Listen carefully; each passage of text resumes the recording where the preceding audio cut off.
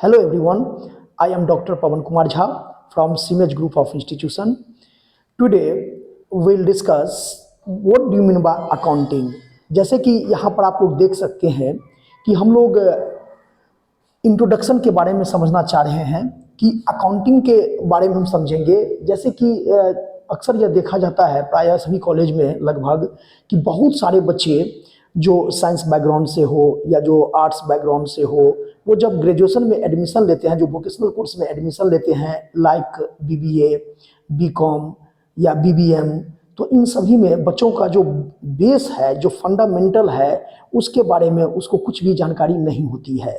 तो प्रायः हमारे कॉलेज में ये स्टार्टिंग में जो ब्रिज कोर्स होता है उसके माध्यम से हम लोग बच्चों को वो फंडामेंटल कॉन्सेप्ट क्लियर करते हैं।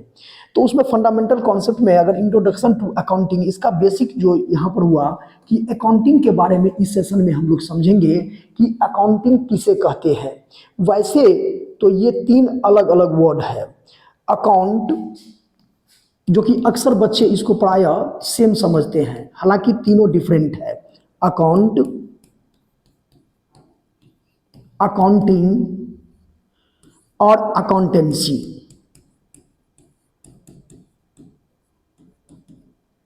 ये तीनों डिफरेंट वर्ड है। अगर हम इसको एक सेंटेंस में जज करना चाहें कि अकाउंट, अकाउंटिंग और अकाउंटेंसी, ये तीनों में मेन डिफरेंस क्या है, तो एक सेंटेंस में आप इसको समझ सकते हैं कि अकाउंट जो है वो आपको, जैसे children, father mother and children, accountancy as a father, accounting as a mother, but accounting is as a children.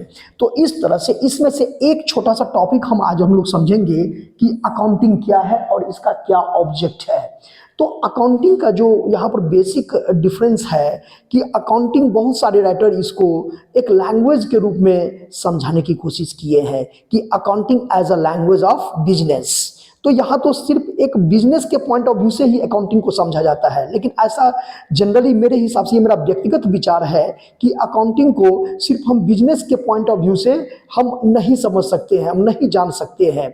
तो यहाँ पर जब इसका डिटेल डेफिनेशन हम लोग समझेंगे कि अकाउंटिंग क्या है, तो अकाउंटिंग एक प्रकार का ऐसा प्रोसेस है, प्रक्रिया है, जिसके अंदर सभी प्रकार के जो भी मॉनेटरी ट्रांजैक्शन है उसको बिजनेस के बुक्स में, या चाहे तो जो नॉन ट्रेडिंग है, ठीक है, उनके बुक्स में ट्रांजैक्शन को रिकॉर्ड करने, फिर उसको क्लासिफाई करने, फिर उसको जाकर के समराइज करने। तो ये जो तीन वर्ड आया, रिकॉर्डिंग, समराइज, क्लासिफाइंग और समराइजिंग। रिकॉर्डिंग मीन्स होता है जर्नलाइज करना, क्लासिफाइंग का मतलब होता है उसको मतलब अलग अलग पार्ट में बांटना कि कौन, मतलब किसको कितना देना है या किससे कितना लेना है, तो वो क्लासिफाइंग के पार्ट में आते हैं। और तीसरा और सबसे लास्ट में जो है वो आपको समराइजिंग कहते हैं कि जो भी आप उसको लिस्ट में शो किए हैं, ठीक है, उसको एक लिस्ट में शो करना कि डेबिट बैलेंस कितना हुआ और क्रेडिट बैलेंस कितना हुआ।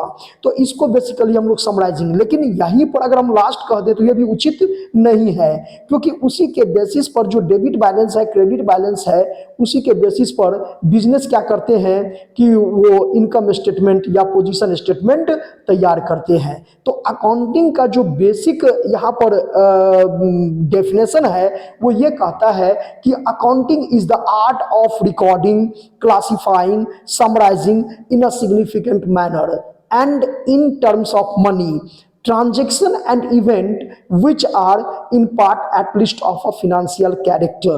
यानी उन सभी मतलब मॉनेटरी ट्रांजैक्शन को बिजनेस के बुक्स में लिखने से लेकर के, दर्ज करने से लेकर के, और उसका इनकम स्टेटमेंट और साथ ही साथ जो पोजीशन स्टेटमेंट, इनकम स्टेटमेंट का मतलब हुआ प्रॉफिट और लॉस की जानकारी को प्राप्त करना, और पोजीशन स्टेटमेंट का मतलब हुआ कि उसके पास में कितना उसका फंड है, एसेट्स है, लायबिलिटी है, कैपिटल है, एटसेट्रा। तो इन सारी चीजों की जानकारी के बारे में आपको अकाउंटिंग आपको प्रदान करता है। तो इस तरह से हम लोग अकाउंटिंग को कह सकते हैं कि accounting is the art of recording, classifying, summarising categorising in a significant manner and in terms of money. जो मनी के टर्म्स होगा सिर्फ और सिर्फ उसी ट्रांजेक्शन को बिजनेस के बुक्स में रिकॉर्ड की जाती है।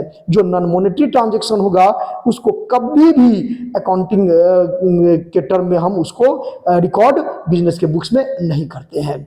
तो आज के सेशन में हम लोग ये समझे कि अकाउंटिंग क्या होता है। हालांकि इसका जब ऑब्जेक्टिव में आप जाएंगे तो अकाउंटिंग का जो फर्स्ट प्राइमरी ऑब्जेक्ट है वो यह है कि to keep systematic and complete record of business transaction.